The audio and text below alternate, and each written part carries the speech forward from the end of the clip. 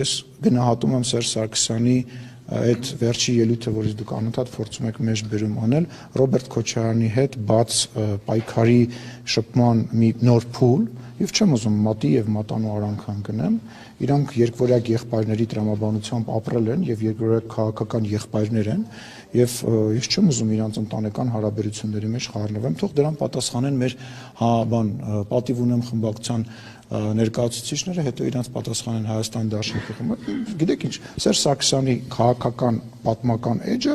վաղուց փակված է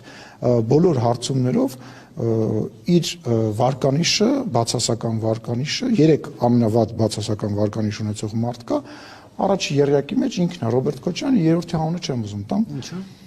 Նիկոլ Փաշինյանն է։ Չէ, Վարդուր Վանեցյանն է, որ հարցնում եք։ Վերջին այդ 3